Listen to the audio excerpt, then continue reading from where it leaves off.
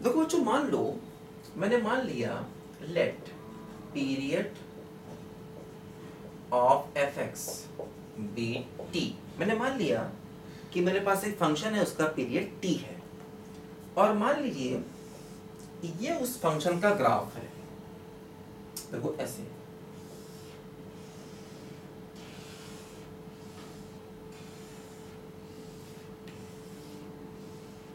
ये मान लीजिए उस फंक्शन का ग्राफ है। ये 0 है, ये t है, ये 2t है, ये 3t है और ये 4t है। ये मान लीजिए उस फंक्शन का ग्राफ है। उस फंक्शन का जो पीरियड है वो मान लीजिए t है। ठीक है। देखो जैसे क्या होता है, जो इंटीग्रेशन होता है एक्चुअली वो एरिया बताता है। जैसे मान लो हमारे पास ये एक फंक्शन है, और अगर वो फंक्शन एक्स एक्सिस के ऊपर है, मान लो ये फंक्शन है और ये फंक्शन पॉजिटिव है, जो फंक्शन मैंने लिया है वो पॉजिटिव है, तो ऐसे केस में अगर हम इसको इंटीग्रेट करेंगे तो ये एरिया होगा। एरिया किसका एरिया? फंक्शन और एक्स एक्सिस के बीच का एरिया, है ना। अगर फंक्शन पॉजिटिव है तो इंटीग्रेशन एरिया बताता है। किसका? फंक्शन और एक्स एक्सिस के बीच का। लेकिन कब बताता है? जब फंक्शन पॉजिटिव होता है तब। ये बात ध्यान देना, है ना। अगर फंक्शन पॉजिटिव होता है तो इंटीग्रेशन एरिया को बताता है ना। कब? जब फंक्शन पॉजिटिव होता है। तो देखो जैसे ये जो फंक्शन लिया है मैंने, ये पॉजिटिव फंक्शन लिया है, मतलब फंक्शन हमेशा एक्स एक्सिस के ऊपर है ना। ये मैंने पॉजिटिव फंक्शन यहाँ पर लिया है।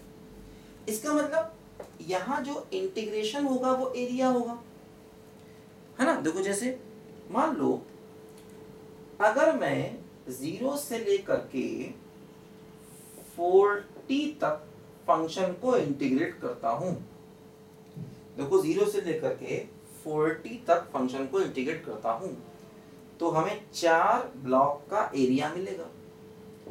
तो इसको मैं लिख सकता हूं 4 0 to t fx dx,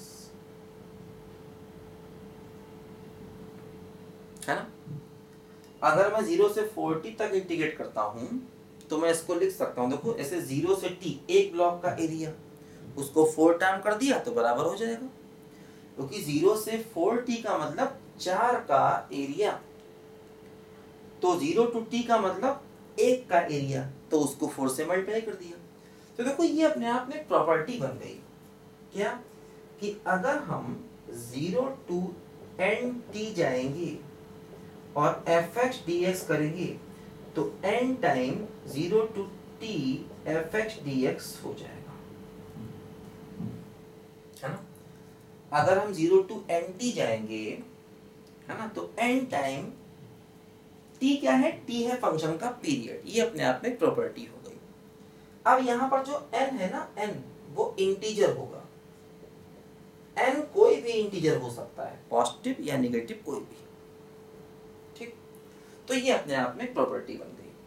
ठीक है, मतलब इस तरीके से, जैसे 4 है तो 4 हो जाएगा, 5 होता तो 5 हो जाता, 10 होता तो 10 हो जाता। ठीक है, देखो ध्यान दो। अब जैसे मान लो अगर मैं फॉर एग्जांपल यहां पर एक पॉइंट ए ले लूं, ए, मतलब ये गैप मैंने ए मान लिया, यहां पर आ गए, तो ये क्या हो जाएगा? ये हो जाएगा a + 3t। देखो ये है 3t, तो ये हो जाएगा a + 3t, है ना। तो ये गैप a है तो ये भी गैप a होगा, इसलिए ये पॉइंट हो जाएगा a + 3t। देखो अगर हम जैसे मान लो a से लेकर के a + 3t तक इंटीग्रेट करें, मतलब यहां से लेकर के यहां तक इंटीग्रेट करें और 0 to 3t तक इंटीग्रेट करें तो बराबर आएगा। जैसे अगर हम a से a + 3t जाएं या 0 से 3t तक जाए तो एरिया सेम आएगा, क्योंकि देखो जितना एरिया यहाँ खत्म हुआ उतना एरिया यहाँ ऐड हो गया। जैसे जब हम ए से लेकर के यहाँ तक जा रहे थे तो जितना एरिया यहाँ छूटा उतना ही एरिया यहाँ कवर हो गया, तो मतलब दोनों इंटीग्रेशन आपस में बराबर होंगे।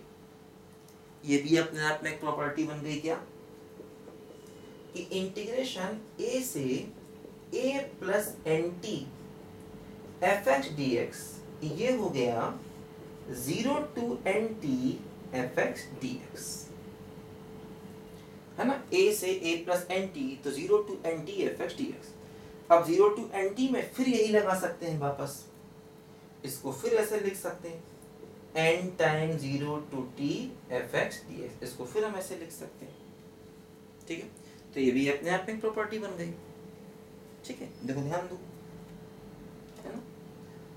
तो मतलब ये जो प्रॉपर्टीज हैं इनके अलावा इनके और कोई प्रूफ नहीं है, ये ऐसे याद रखनी है ना। एक एग्जांपल की हेल्प से इनको याद रखना है, वरना समस्या में पड़ जाएंगे, क्योंकि ये प्रॉपर्टी 4-5 है, इनको याद रख पाना ऐसे मुश्किल है। जब तक हम एग्जांपल की हेल्प से समझेंगे नहीं, इनको याद रख पाना मुश्किल है, भूल जाएंगे, ठीक है। लिखो जरा बच्चों। अच्छा देखो ध्यान दो, जैसे मान लो इसको लिखो, फटाफट मिटा रहा हूं मैं, इसको लिखो जल्दी से पहले यहां पर।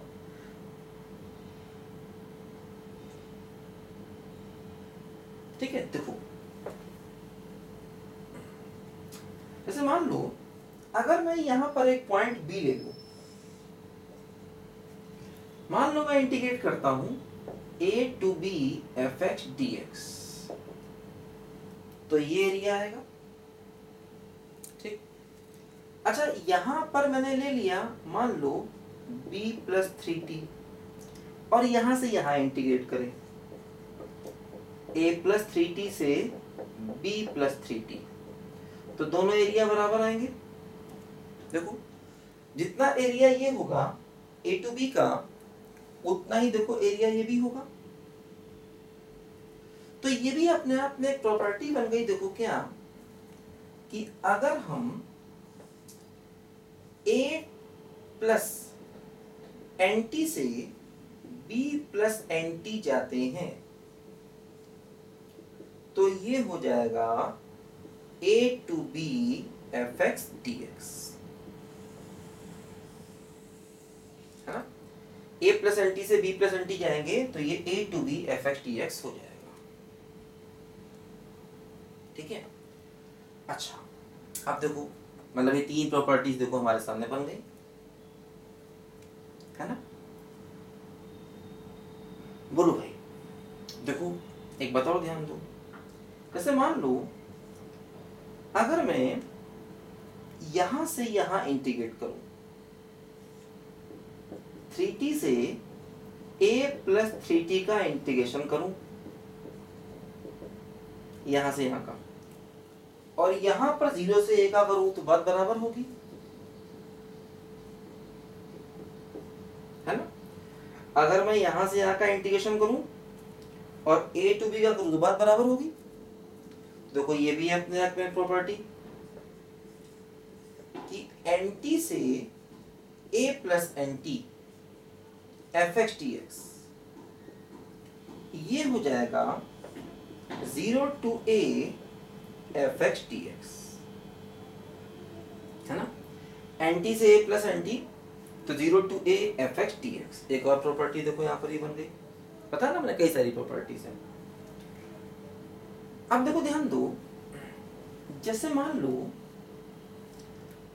अगर मैं इंटीग्रेशन करता हूं t से 4t F x d x, देखो t से 4t तो कितने ब्लॉक आए, 1 2 3 ब्लॉक आए, तो 3 time 0 to t f x d x बात बराबर होगी t से 4t जाएंगे 1 2 3 ब्लॉक आए, 3 टाइम 0 टू t।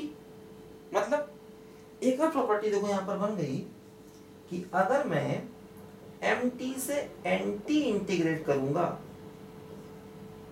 तो ये आएगा n minus m integral 0 to t f x d x. मतलब इन दोनों का डिफरेंस यहाँ पे और 0 to t f x d x आएगा। ये भी अपने आप में प्रॉपर्टी। तो देखो ये 5 अलग अलग प्रॉपर्टीज हैं पीरियोडिक फंक्शन को लेकर के, है ना। इनका यूज मतलब अक्सर क्वेश्चंस में होता रहता है, ठीक है। तो लिखो जरा, और ये प्रॉपर्टीज हमें थोड़ा सा ध्यान रखनी है, हालांकि भूलेंगे बार बार, लेकिन एग्जाम्पल की हेल्प से इनको हम ध्यान रख सकते हैं। 2-4 बार लिखेंगे तो दिमाग में रहेगी कि हाँ हमने ऐसी प्रॉपर्टी पढ़ी हुई है, ठीक है। लिखो बच्चों ध्यान से पहले इसको।